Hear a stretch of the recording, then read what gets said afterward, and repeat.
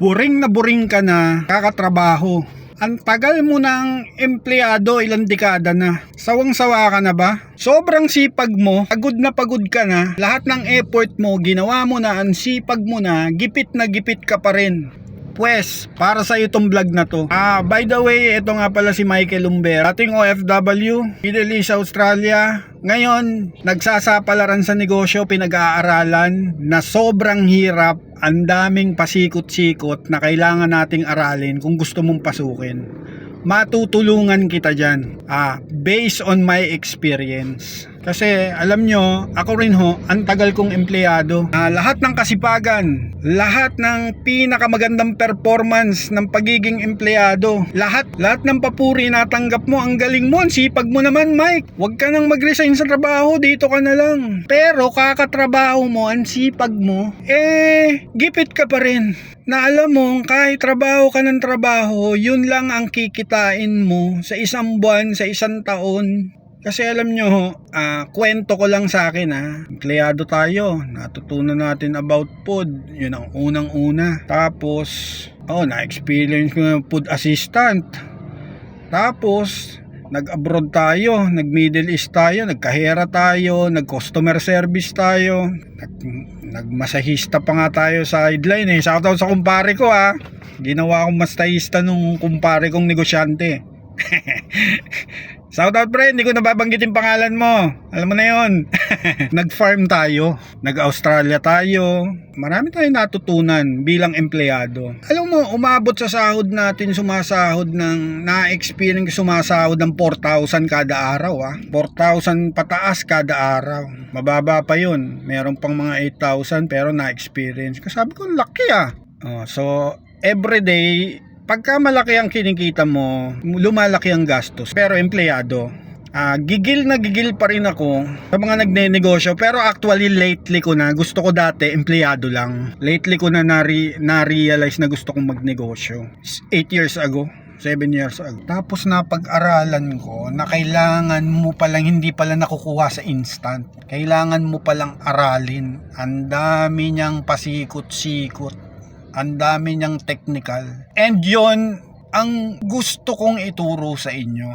Gusto kong malaman nyo kung paano ma-shortcut natin sa tulong ko. Hindi ko kayo aalokin ng networking Hindi ako magne-networking sa inyo na halina. Hindi ko rin kayo hihingian ng kahit 5. Effective para sa akin Kasi ang dami kong pinapanood na financial advisor.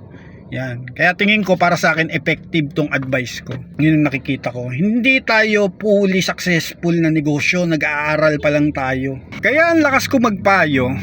Alam nyo, dahil marami akong hirap na dadaanan. Pasikot kung hirap ang pag-uusapan natin. Nako, abutin tayong maghapon kung sa hirap lang. Kaya bibigyan ko kayong mga tip. At eto na yung tip talaga na sinasabi ko kahapon ng una kong vlog, na sobrang laking tulong ng may mga kaibigan kang negosyante na mahilig sa negosyo. Baka may mapasukan kang community na nagtutulungan sa ganun. Katulad nung community namin Kasosyang Malupit, dahil sobrang lupit. Ako na po promote yun. Ayun, ganun ang mga tip. Kung gusto nyong magbalak magnegosyo. Kaya kung may mga kaibigan kayong nagne-negosyo, tanungin nyo, kasi mababait naman tayo Mari, paano ba yan? Gusto ko matutunan yung online mo paano ba yan Sir Mike? Paano ba yan? Yun ang pinaka-shortcut talaga. Hindi ituturo ng iba, dahil yung iba tuturo muna, may bebenta muna sa'yo. Pinaglalaban natin dito, alam mo kung bakit?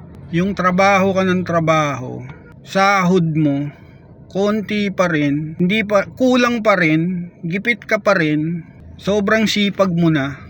Yun, naghahanap ka ng iba. Baka sakali kasi magnegosyo ka, biglang jumakpat ka dun di ba? Kung nasa isip mo lang magnegosyo. Yun. So, yun yung mga opportunity na gusto mo. O kaya, tambay ka, wala kang trabaho, gusto mo magnegosyo. Yun, nag-iisip ka kung ano. Kahit nga hindi nagnenegosyo, may idea ka ba sa ganito? May kaibigan kang negosyante. Kasi merong negosyante, ang daming negosyo. Or na-experience nilang magnegosyo ng ganun, di nag-venture, sinaran nila. Boss, kasi dati mo palang negosyo yun, gusto ko pasukin paano ba tip ka? Papayuhan ganun, di ba? So ang pinaglalaban natin dito, yung maitawid mo, maumpisahan mong magnegosyo ka na nag-iisip. Yun ang nilalaban natin. Samahan nyo ko na matulungan natin yung mga gustong gusto, kasi ang daming may gusto kahit magtulong-tulungan tayo. Hindi ko naman sinabing ako ang pinaka-expert. Nag-aaral pa nga rin lang ako nagkataon na ang dami kong mentor dyan, maraming nagtuturo sa akin, kaya gusto ko rin i-share. Yan, pinaglalaban natin, magnegosyo tayo. So yun, so dadating ang panahon, papapagtagumpayan natin yan. Bagay mo, kaka-vlog kong to, lahat tayo magtagumpay. Salamat Boss Michael, nag-vlog ka ng ganun. Pagtatagumpayan natin yan, laban lang, kasosyong malupit. Sige, hindi na ako magtatagal dumating na yung sinusundo ko mag-subscribe kayo doon na ako nag-aaral, mag-subscribe kayo sa channel ko. Dadagdagan natin tong mga vlog na to, hahanap tayo ng mga, kukwento ko sa inyo yung mga hirap natin, paano yung mga pinagdaanan natin. Yan, subscribe, like, and share. Yan, papashare na yan, basta laban lang. Tapos yung printing natin, bubuo tayo ng physical dyan sa Pasay. Hanap tayo ng bubuin nating mga dyan, yung mga papatulong tayo ng mga pagkain. Dami kong nasa isip kong bubuing negosyo yan, papatulong tayo dyan, printing natin. Tapos yung mga tropa kong negosyante dyan, promote natin yung mga negosyo nyo kung meron na, may nabuo na kayo. Sige, hanggang doon na lang vlog ko. Thank you, bye bye.